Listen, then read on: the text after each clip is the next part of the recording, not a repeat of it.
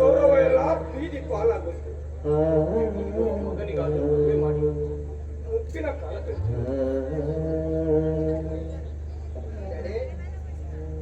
ದೀರ್ಘವಾಗಿ ಯೋಚನೆ ಮಾಡುವಂತಿದೆ. ಒಬ್ಬೆ ನಾನು ಯೋಚನೆ ಮಾಡೋದಕ್ಕೆ ಇದೇನೋ ಇವತ್ತು ಹುಡ್ಕೊಂಡು ಬಂದಿದ್ದೇನೋ. ಏನಾಗಿದೆ ನಿಂಗೆ? ನೀನು ಸರಿ ಹೋಗ್ಬೋದಂತ ನಾನು ನಿನ್ನ ಮದುವೆ ವಿಚಾರ ಮಾಡ್ತಾ ಇದ್ರೆ ನಿಂತ ಕೆಟ್ಟ ಹವ್ಯಾಸದಲ್ಲಿ ಇದೆಯಲ್ಲೋ. ಸಾರಿ ಡ್ಯಾಡಿ, ಫ್ರೆಂಡ್ಸ್ ನ ಒತ್ತಾಯದಿಂದ ಸ್ವಲ್ಪ ಡ್ರಿಂಕ್ಸ್ ಮಾಡ್ಬಿಟ್ಟೆ. ಬೇಡ ಅಂದ್ರೂ ಕೇಳಿಲ್ಲ. ಡ್ಯಾಡಿ ದಿಷ್ಟಿ ಅಂತ ಹೇಳಿ ಕ್ವಾರ್ಟರ್ ಹಾಕ್ಬಿಟ್ಟ.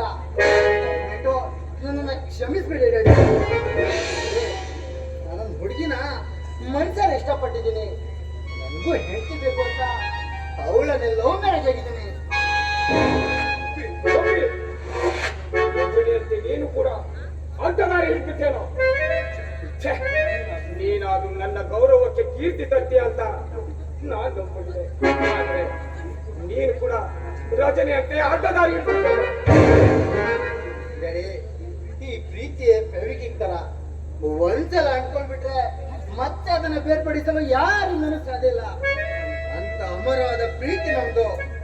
ನಾಳೆ ಅವಳನ್ನ ಗೃಹಲಕ್ಷ್ಮಿ ಅಂತ ಮನೆ ಕರ್ಕೊ ಬರ್ತೀನಿ. ನೀ ಮನಮೆಚ್ಚಿದ ಹುಡುಗಿ ಈ ಅಂಗದ ಅರಮನೆಗೆ ಗೃಹಲಕ್ಷ್ಮಿಯಾಗಿ ಬರಲು ನನ್ನ ಮನಸ್ಸು ಎಂದು ಒಪ್ಪದು. ನಾನು ನೋಡಿದ ಕನ್ಯೆಯೊಂದಿಗೆ ನೀ ಕೈ ಹಿಡಿದು ಬಾಳ್ಬೇಕು. ಸಾಧ್ಯ ಇಲ್ಲ ರೆಡಿ. ನನ್ನ ಜೀವ ಅವಳ ನನ್ನ ಪ್ರೇಮ ಜೊತೆ. ಅವಳನ್ನು ಬಿಟ್ಟು ಇನ್ನೊಬ್ಬಳೊಂದಿಗೆ ನಾನು ಹಾಗಾದ್ರೆ ಈ ಅಂಗದ ಅರಮನೆಯಲ್ಲಿ ನಿಮಗಿಬ್ಬರಿಗೂ ಜಾಗ ಇದು ನನ್ನ ಮನೆ. ಈ ಮನೆಯ ಆಸ್ತಿ ಐಶ್ವರ್ಯ ನನಗೂ ಬರಬೇಕು. ನಾನು ನನ್ನ ಹೆಂಡತಿ ಈ ಬಂಗಾರದ ಅರಮನೆಯಲ್ಲೇ ಬಾಳ್ಬೇಕು. ಹೆಣ್ಣಿನ ಮೋಹದ ಮಾತಿಗೆ ಮರುಳಾಕಿ ಲವ್ ಮ್ಯಾರೇಜ್ ಮಾಡ್ಕೊಂಡು ಭಾಗ ಮಾಡಬೇಡ. ಈ ಮನೆಯ ಆಸ್ತಿ ಅಂತಸ್ತು ಎಲ್ಲವೂ ಸೂರ್ಯವಂಶದ್ದು. ಅಂತ ಮನೆಯ ಆಸ್ತಿ ನನ್ನ ಉಸಿರಿಗೂ ಮಾತ್ರ ಈ ಭಾಗ ಮಾಡಲಾರ. ವಾದ ಮಾಡ್ತಿದ್ರೆ ನಾನು ಏನ್ ಮಾಡ್ತೀನಿ ಗೊತ್ತಾ? ಏನ್ ಮಾಡ್ತೀಯ?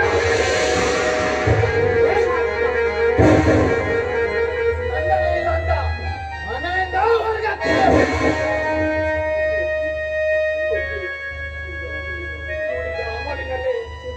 ಹೆತ್ತ ತಂದೆಯನ್ನೇ ಕುತ್ತಿಗೆ ಹಿಡಿದು ಹೊರ ನುಗ್ತಿದೆಯಲ್ಲೋ. ಇದೇನೋ ನೀನು ಕೊಡ್ತಿರೋದು ಈ ಅಪ್ಪಾಜಿಗೆ ಗೌರವ. ನನ್ನ ಮುದಿಗೂ ಬೇಡ ಗೌರವ. ಸಮಪಾಲ ಕೂಡ ಸರಿಯಾದ ನಡೆಯ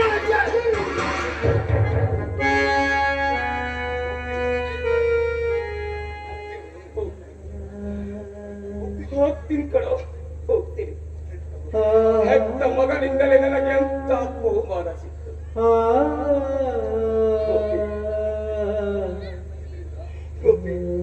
ಇದರಿಂದ ನಿನಗೆ ಒಳ್ಳೆಯದಾಗಲ್ಲ ಕಣೋ, ಒಳ್ಳೆಯದಾಗಲ್ಲ. ನನಗೆ ಮಾಡಿದ ದ್ರೋಹಕ್ಕೆ ನಿನಗೆ ಯಾರು ಸಹಾಯ ಮಾಡಲ್ಲ. ನಿನ್ನಿಂದಲೇ ನೀನು ಹುಚ್ಚನಾಗಿ ಬೀದಿಗೆ ಬರ್ತೀಯ.